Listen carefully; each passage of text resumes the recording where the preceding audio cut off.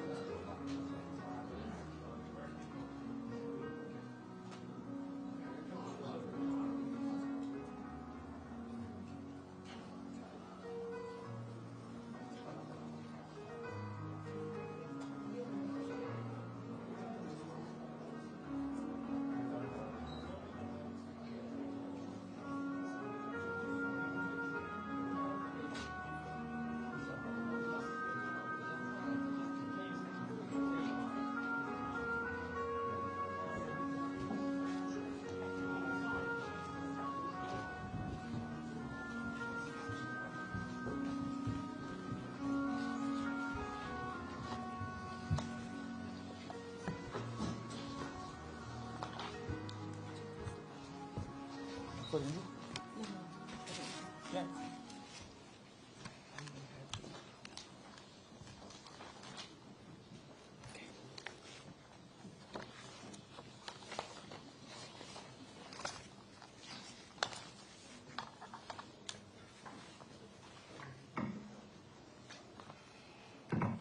afternoon, everyone. Welcome to this IMF press conference on the 2025 China Article 4 mission, which is our annual assessment of the Chinese economy. My name is Ting Yan from Communications Department at the IMF. I'm pleased to be joined today by our three speakers. We have Kristalina Georgieva, Managing Director of the IMF, Krishna Srinivasan, Director of the Asian Pacific Department, and also Sonali Janchandra, our China Mission Chief. We have just published the press release on the preliminary findings of the mission on imf.org. Today, Managing Director will first deliver her opening remarks, and then we will be happy to take your questions.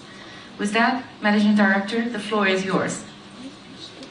Thank you very much, Ting, and very good afternoon to everyone in this room. Thank you for joining us for the 2025 Article 4 consultation report.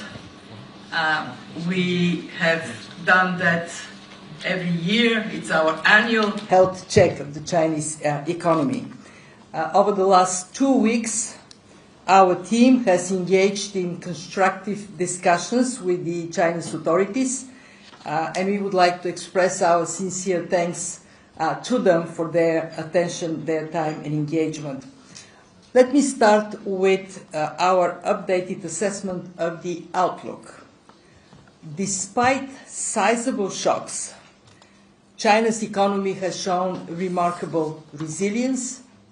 We have upgraded our projections for China's growth to 5% in 2025 and 4.5% in 2026.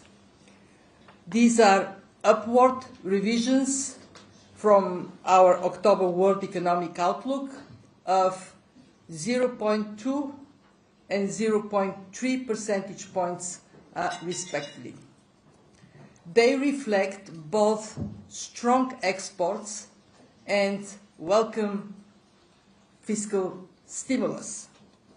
This resilient growth has supported household incomes, which is particularly important at a time when consumer confidence is weak. China is contributing about 30% to global growth. This outlook, importantly, provides a conducive environment for the Chinese authorities to address the significant and pressing challenges the economy faces. The authorities recognize these challenges and are taking steps in the right direction. We are encouraging them to move more forcefully and with greater urgency. Let me elaborate. Domestic demand in China has been persistently weak, in part because the property sector is still on a shaky footing. This has depressed consumer confidence, leading to weak consumption and deflationary pressures. Low inflation relative to trading partners has resulted in significant real exchange rate depreciation, and this has made China's exports cheaper, prolonging an excessive reliance on exports and worsening external imbalances. As the second largest economy in the world, China is simply too big to generate much growth from exports, and continuing to depend on export-led growth risks furthering global trade tensions. Add to this the challenges from slowing productivity growth, high corporate and public debt levels, decreasing returns to investment, and an aging population. Taking together, these factors point to slower growth going forward. Against this background, in the 15th five-year plan, the authorities have prioritized increasing consumption as a driver of growth. They also recognize the importance of reorienting the economy from goods to services. We welcome this. Pivoting towards consumption is the overarching policy priority for China. The authorities are already taking steps to raise domestic consumption. They have adopted an expansionary fiscal stance, eased monetary policy, and implemented some targeted measures to reduce excess savings and address involution. They gradually increased the retirement age, which will help expand labor supply and raise medium-term growth prospects. And they have raised subsidies for the elderly, for childcare, to boost the services sector. Still, more is needed. In our discussions, we recommended more forceful measures to be implemented with greater urgency. Let me highlight three key areas of focus. First, tackling domestic imbalances and, in particular, deflationary pressures. This would require even more expansionary macroeconomic policies paired with the necessary reforms to reduce excess savings. We recommend a comprehensive macroeconomic policy package focused on additional fiscal stimulus, supported by further monetary policy easing and greater exchange rate flexibility. Fiscal policy should prioritize strengthening the social protection system to give people the confidence and security they need to spend more and save less.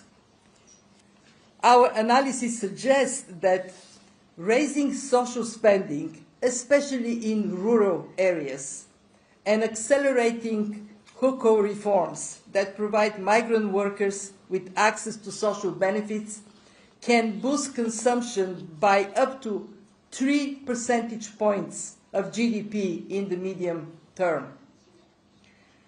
At the same time, public investment and industrial policies in support of selected firms and sectors should be scaled back. This would increase productivity by improving resource allocation and putting market forces in the front seat. Reducing the size of industrial policy support would also generate fiscal savings, which could be redeployed to increase social spending and resolve the problems of the real estate sector. Ultimately, boosting consumption would unlock the potential of China's vast domestic market, resulting in smaller internal and external imbalances and a more durable source of growth. Second area of focus, structural reforms to lift medium-term growth. We recommend reducing regulatory burdens, lowering barriers to internal trade, particularly in the services sector, leveling the playing field among firms, and implementing labor market measures to reduce skill mismatches and youth unemployment. These reforms will also help harness the full potential of new technologies, notably in the area of artificial intelligence and energy efficiency. We know that China's digital infrastructure is well prepared to reap substantial gains from AI, but care needs to be taken to mitigate labor market dislocations and guard against new financial stability risks. Third area of focus, addressing high domestic debt levels. Years of high investment have left China with high public and corporate debt, and that leads to elevated risks. The government's debt swap program helps in the short term by reducing financing pressures, but to minimize long-term costs, unsustainable local government debt will need to be restructured. And this should be combined with reforms to further strengthen financial sector oversight and enhance fiscal discipline and transparency. What would be the benefit of all this? We calculate that making material progress in these three essential priorities could substantially raise China's GDP level by about 2.5% by 2030, creating some additional 18 million jobs and simultaneously reducing deflationary pressures. It would also help with an appreciation of the real exchange rate and a smaller current account deficit. A better balanced Chinese economy, internally and externally, also means a stronger and healthier global economy. To sum up, China has the opportunity to reach a new stage of development in which its growth engine switches from investment and exports to domestic consumption, and its economy reorients from goods to services. It's a great opportunity. Seizing it requires brave choices. It requires determined policy action. From our side, we see this opportunity as one we strongly support, and we very much look forward to continuing our constructive engagement with the Chinese authorities. We are at their disposal, but as of now, we are at your disposal for your questions. Thank you. Thank you very much, Managing Director. If you have any questions, please raise your hands and identify yourself with name and media organization, and try to please be brief. First question, let me go to the lady in the first row here. This one, in purple. Thank you. Managing Director, good afternoon, and I'm Gawea with Ita Media Group. So I wonder, how do you assess China's growth potential for the year 2026? And more specifically, as China deepens its pursuit of high-quality development, how do you envision this structural transition adapting to the global trade landscape and boosting world economic growth amid all kinds of uncertainties? Thank you. Thank you for your question. As I said in the very beginning, we have upgraded our growth projections both for 2025 and 2026. For 2026, we project growth at 4.5%. This is below the level we project for 2025. In other words, we do see a slight slowdown in economic growth in China for two reasons. First, because we anticipate some falling of exports in the environment of higher trade tensions. And second reason, it would take time for the domestic sources of growth to kick in. The Chinese economy is very big. It's like a big ship. Changing course takes time, and therefore we see domestic consumption and investments still being somewhat weaker. And that is the reason why for 2026 we see slightly lower growth. But let's be clear, 4.5% is still way above what we project for global growth. Our expectation for global growth for 26 is 3.2%. In other words, the resilience China has demonstrated this year is sustained in 2026. Thank you. Let me go to this side, the lady in the first row here. Yes, thank you. Good afternoon, Managing Director. I'm Rinju from Beijing. And my question is, China has proposed this new 5-year plan, and what aspects are your major focus, and what do you expect in the coming 5 years in terms of new ideas, new opportunities, which will shape China's future? Thank you. Thank you. Great question. Let's start by reflecting on China's track record. And it is quite impressive. The 14th 5-year plan had growth targets and objectives, and when we look at implementation, it has been quite strong. China has a long tradition of setting up objectives and then creating incentives across the country for these objectives to be met. For the 15th 5-year plan, China emphasizes 3 things. 1, high-quality growth. 2, a process of moving China by 2035 to moderately developed economy status in terms of GDP per capita. 3, and this is very important, moving the economy from export investment-driven to domestic consumption-driven economy. And of course, we will see in the days and weeks to come more elaboration on the objectives of the 15th 5-year plan, and we will thoroughly assess, as detail comes, we would assess these objectives.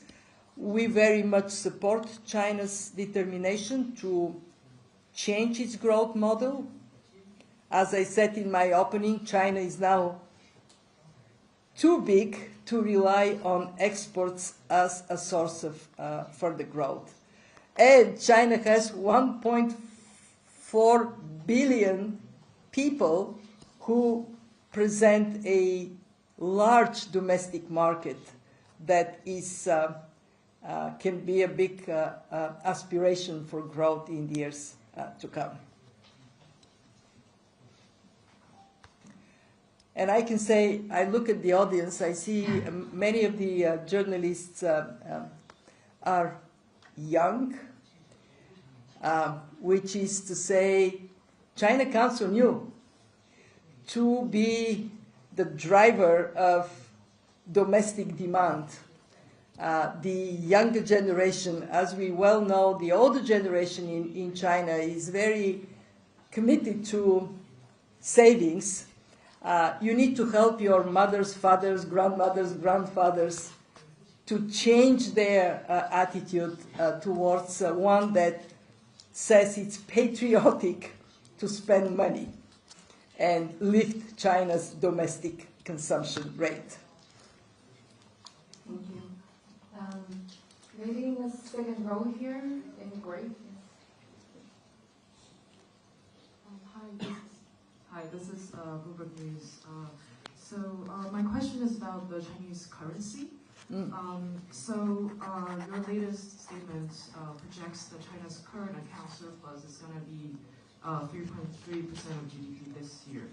And I saw that in the external sector reports released earlier this year, the IMF estimated that the yuan was undervalued by 8.5% based on last year's current account surplus, which was 2.3%. My question is, what does that mean for your current assessment for the undervaluation of the yuan? And what kind of recommendation did you make to the central bank in terms of the exchange rate? Did you recommend them to appreciate it? Mm-hmm. Yes, you're correct. In the latest external sector report, we concluded that the external position of China in 2024 was assessed to be moderately stronger than the level implied by medium-term fundamentals and desirable policies. For 2025, as you indicated in your question, indeed, the year-to-date current account has increased further. We will provide our assessment in the 2025 report. It is forthcoming. I also recommend that you look at the Article 4 report, where we will include some additional analysis when the report is published. We are not seeing a very significant material difference, and therefore the policy recommendations are going to be very similar to what we had in the last external sector report. We would like to see China with exchange rate that is flexible on both sides, up or down, based on fundamentals. And I'm going to ask my colleagues that they may want to elaborate a little bit further. But I mean, just to answer your question directly, we haven't recommended explicitly action to appreciate the RMB. What we want to see is market-based exchange rate that reflects fundamentals. Anything you want to add? Yeah, go ahead. Yeah. This is our mission chief, so whenever you want more details, go after her. If I could elaborate on what the managing director said, indeed the qualitative policy recommendations are very similar to what was contained in the external sector report for 2025, which had the 2024 assessment. And here the key message is that macro policies need to be much more focused, need to focus on forcefully boosting domestic demand, with a focus on consumption as well as resolving the property sector. So boosting domestic demand will reflate the economy, lift inflation, and lead to an appreciation of the real exchange rate. And this will help close internal and external imbalances. As the managing director said, on the side of the nominal exchange rate, we recommend greater flexibility in both directions. Thank you. And basically, create the environment for stronger domestic demand. Yes, who is next? Let's go the third row here, the gentleman in the third row. Yes. Thank you. Thank you very much. From the Wall Street Journal. I just have a question about industrial policy, which you alluded to in your opening remarks. China's levels of industrial policy are very high right now, including as a percentage of GDP. They're much higher than many peer nations. In your conversations with Chinese officials, did you get any indication from them that they were willing to consider bringing down the levels of industrial policy during the next 5-year plan? Obviously against the backdrop of a self-reliance campaign, science and technology that remains, that's picking up steam, shall we say. And related to that, if I could just add, in the IMF's view, Chinese officials indicate to us that they think they can do both at once, raise consumption while also carry out industrial policy at a very aggressive level. In the IMF's view, can they do both at once, or are these two elements basically in contradiction with one another? Thank you. We have done a fairly extensive study of the impact of industrial policy in China. We have concluded that industrial policies in China need to be scaled down. They are, in some cases, justified in terms of correcting market failures, but when we measure the impact on productivity, the result is a loss of 1.2%. That means misallocation of resources is taking place. It is not an advantage for China, it's a disadvantage, and therefore we recommend to set a high bar for the application of industrial policy. More broadly, in the latest World Economic Outlook, we included a chapter on industrial policy that assesses what is going on globally and puts the same recommendation. Have a very high bar, apply industrial policy where it is justified, and don't use it willy-nilly because you're harming your economy. You're leading to misallocation of capital and labor.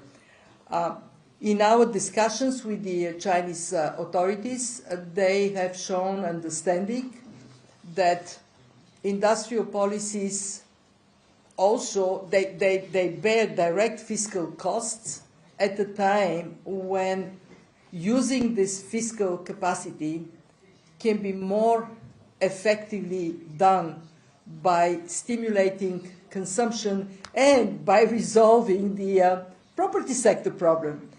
We calculated that to resolve resolutely the property sector problem, China will have to spend over the next 3 years 5% of GDP. This has to come from a tighter management of fiscal space, including tighter application of industrial policies. Anything you want to add? No, you got it. Okay, so we're good. Next. Back to this side, the second row here, the lady in the second row. Thank you very much.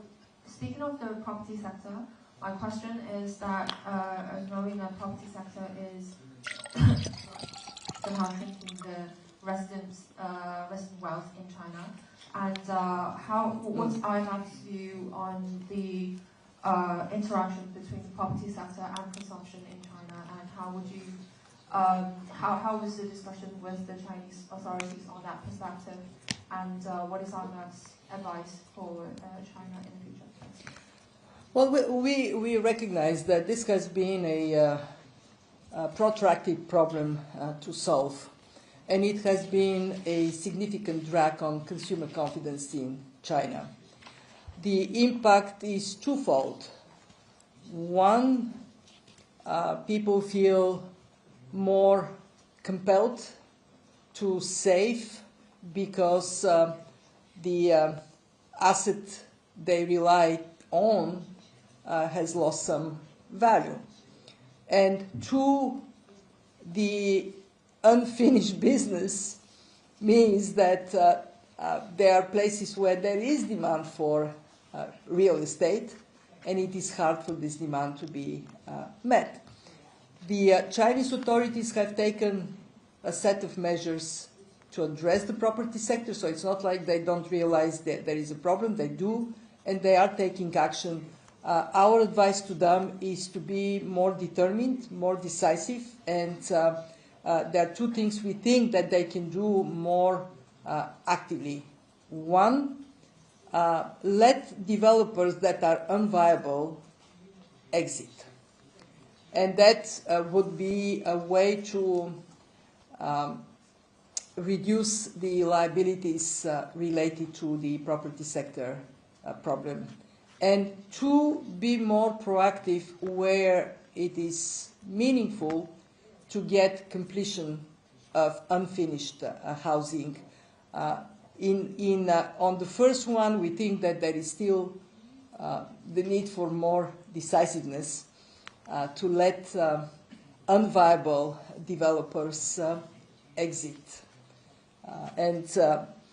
We have been actually urging more attention for closure on this problem. We call them, I'm sure you know, zombie firms. Well, let them the zombies go away. Just to address your point, if you look at consumer confidence, it's been plummeting since the real estate crisis began, right? So the point here is that if you address the problem in a very comprehensive way, that should revive consumer confidence and help in the consumption pickup. So that's the whole idea, that spend 5% of GDP over the next 3 years, fix the problem on a permanent basis. That should provide a fillip to consumption going forward. Thank you. Lady in the first row here in here. Thank you. Thank you. I'm from CNBC. I was wondering if your assessment of China's tech policy plans for the next 5 years, what impact that's going to have on the spillover to other economies, since you mentioned exports, rising global tensions. Thank you. Well, China has been determined to invest in R&D and to be an innovation-driven economy. When we assess preparedness for AI, for example, we have an index at the IMF that measures how well countries are prepared for AI on 4 indicators: digital infrastructure, labor market adaptability, how innovation flows across the economy, and regulation and ethics. China is #1 among emerging markets. So we expect that this direction of supporting innovation will continue. What we hope to see is to let more market forces determine the expansion of companies, and that to let competition play its role more. And I want to say that unquestionably, the speed with which technology is impacting the way we work, we live, we interact with each other would be a major focus here and in other countries. The risk is to try to determine where technology is going to go and put a bet from the public pocket on it. What we support is to let private bets more to determine what technology, in what way, is going to develop. I want to put a praise for China's advancements in green technology. Clearly that is good for the economy, and it's also good for quality of life. Everybody who lives here in Beijing appreciates the fact that there are more EVs on the road now than before. So there has been some positive developments, but there is a risk of determination from the public pocket, from the public purse, oversized vis-a-vis what normally should be competitive forces and private investments. Next, let's go to the gentleman in the third row here.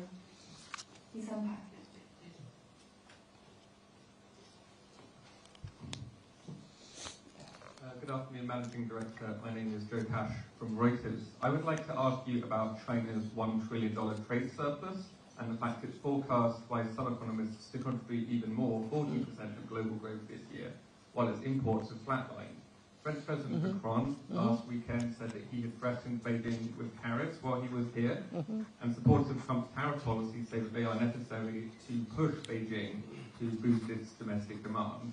So what does the IMF say to governments that feel they have no choice but to place tariffs on Chinese goods because their manufacturing sectors are being hollowed out by cheap Chinese exports? Thank you. The focus of our engagement with China during these 2 weeks and the focus of our analytical work that led to this engagement has been to support China's reorientation of the economy from export-led to domestic consumption-based economy. Indeed, when we look at the data for this year, net exports contribute 1.1% of the 5% growth rate I talked about. Now, clearly 3.9% comes from domestic activity, but net 1.1% is significant. And in our engagement with the Chinese authorities, we also brought up the issue of China is choosing to be an open economy. Therefore, China should be supporting a global economy that does not lean towards protectionism. And that is to say that China has an interest to accelerate its growth transformation so as to not provoke other countries to take measures to curb down Chinese exports. And that is what we stand for. We have been very clear in our engagement that we think it is beneficial for China, it is beneficial for the world economy, for China to accelerate a transformation that is now long overdue. Lady in the second row, here back. This one. No, the other one. Thank you. Thank you. Managing Director Georgieva and Lanshu from China Daily. So as you just mentioned, a better internal and external balance of the China economy is not only good for China, but good for the world. So looking at the coming 5 years, how do you think the China economy will contribute to global growth, both directly and indirectly? And can China's transition in development mode also offer valuable references to other developing economies? Thank you. In a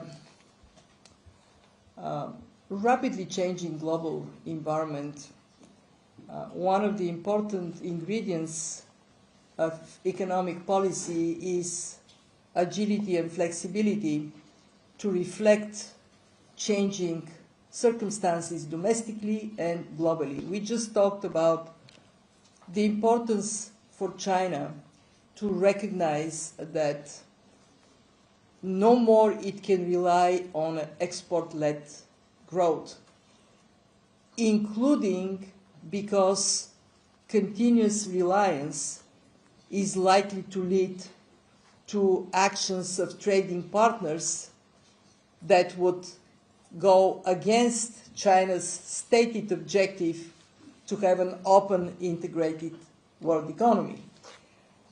We see the criticality for China to approach economic policy comprehensively.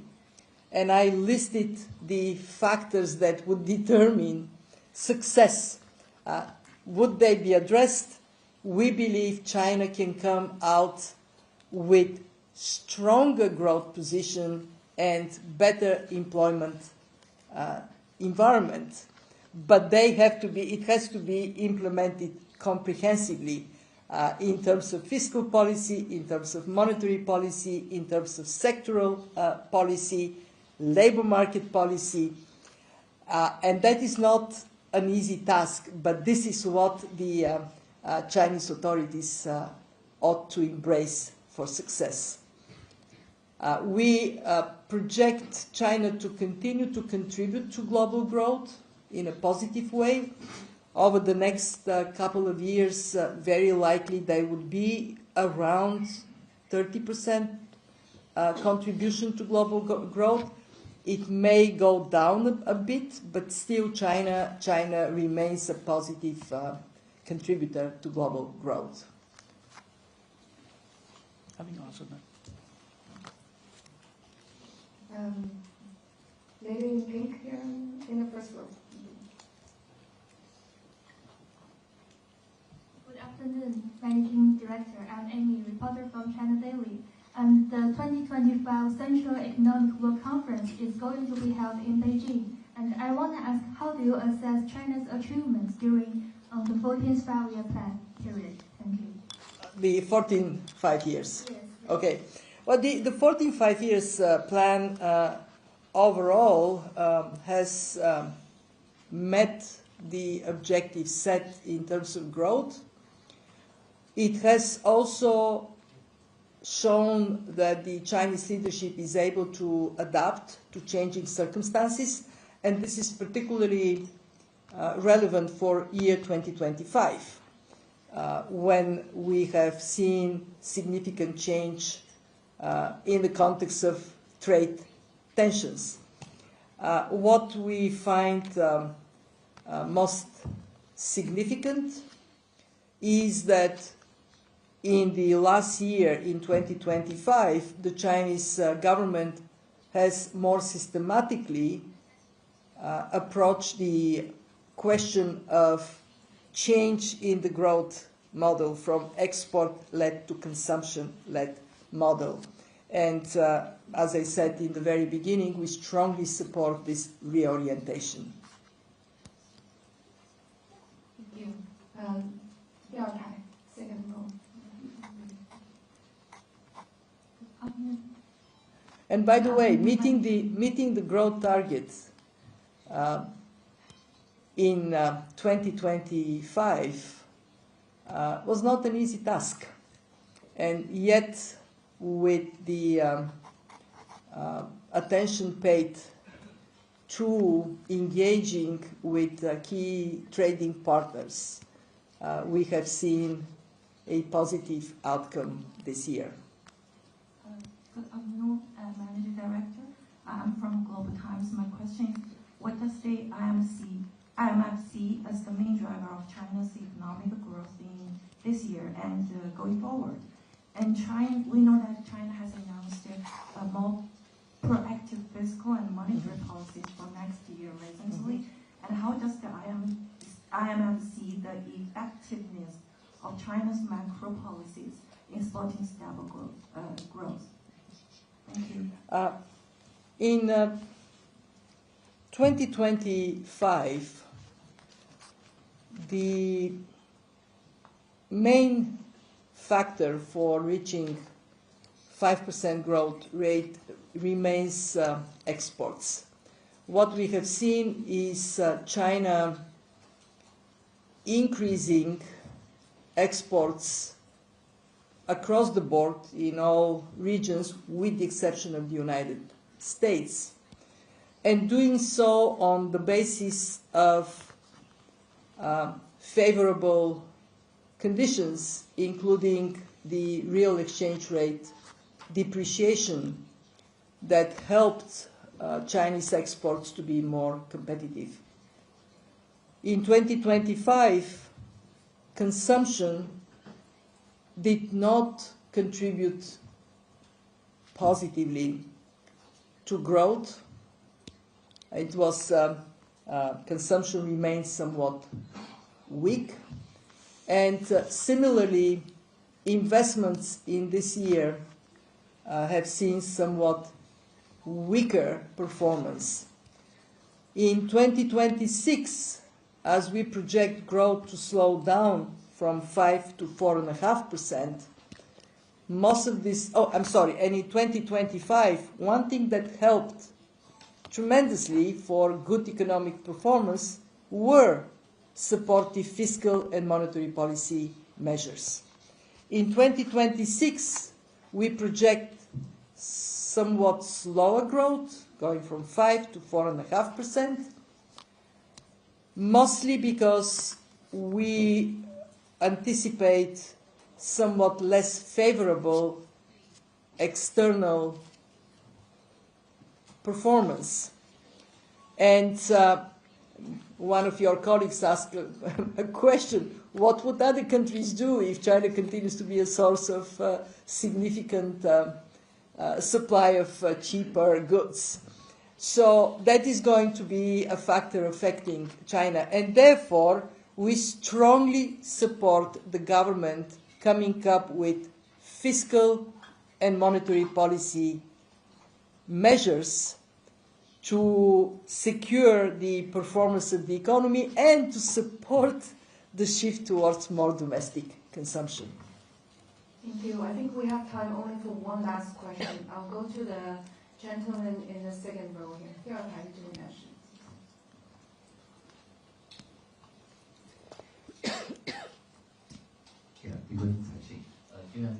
I want to ask what you mentioned twice, which is youth, and I want to go after both you and Sonali.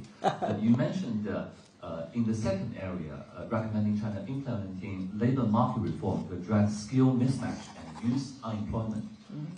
We know, as you explained, youth unemployment in China is perhaps exacerbated by AI, in addition to China's macroeconomic imbalance. And we see both in US and maybe also in India, there is more hiring freeze than outright layoff due to AI. And given China's bigger public sector and SOEs, layoff is perhaps more difficult in China, which could in turn put bigger pressure on recruiting younger graduates. So a two-part question. So for China, what specific labor market reform IMF have in mind when writing that recommendation? And in general, how to counter this challenge for AI for all countries? Thank you for your question. I can tell you this is one of the questions that make me wake up in the middle of the night because it is not easy to answer. The generic answer is do two things: labor market flexibility combined with security. Flex security, so you provide some security to people. They don't find themselves in desperate situations if there is impact on employment, but you also make it easy for people to move from one job to another, from one location, physical location, to another. And then provide support on skills so people can take on new jobs that will become available. When we assess the impact of AI on the labor market, globally, we see about 40% of jobs being impacted, either enhanced, the job becomes more productive, changed, or eliminated. 40% is like a tsunami hitting the labor market. And our recommendation to governments is don't underestimate the significance of what is going to be happening. The more you can equip people with skills, ease to move from one activity to another, and the more you're prepared to provide some social security, the more likely it is that you would survive the tsunami. But let me ask Sonali. She may have some additional specificity for China. What do you recommend to China? So in terms of youth unemployment, as you alluded to, it is indeed elevated at 17% in October. Again, elevated youth employment is not a feature uniquely of China. As you alluded to, there are other countries facing this. Now, our recommendation in terms of reducing youth unemployment in China is twofold. There's the macro aspect, and there are specific labor market policies. In terms of the macroeconomy, as we've been saying during this press briefing, more forceful macro policies are needed, and also opening up of the service sector, because the service sector employs disproportionately more people. It's very, it's a job-rich sector, and it also employs the youth. So these are the macroeconomic policy recommendations.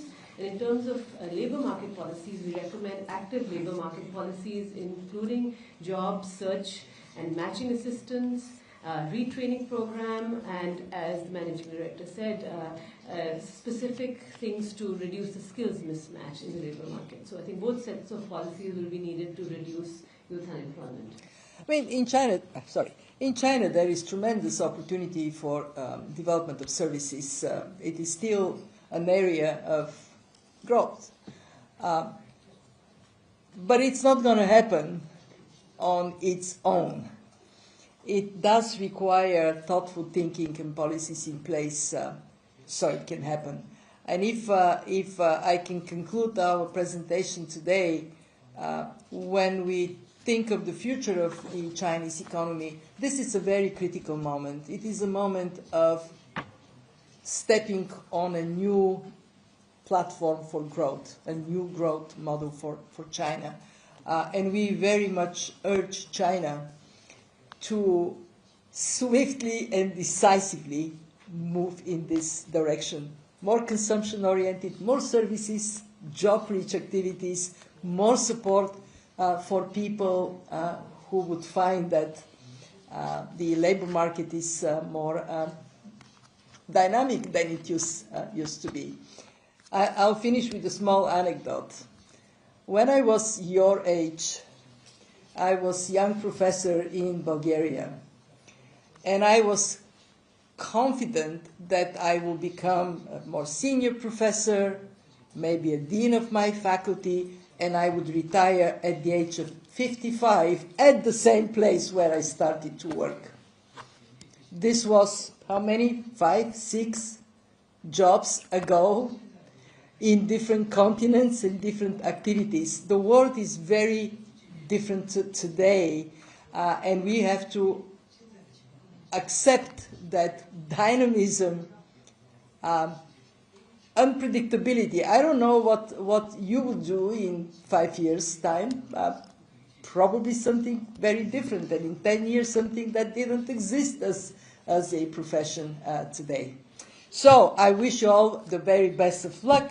We enjoyed very much being in China for our engagements, and we are very grateful to all of you for your attendance today and for your questions. Have a great afternoon. Thank you so much for joining us tonight. Thank you everyone for joining us today. This concludes the press conference. We will post a transcript and video recording of the press conference later today, and we wish you a very pleasant rest of the day. Thank you. Of course, yes, of course. Yes.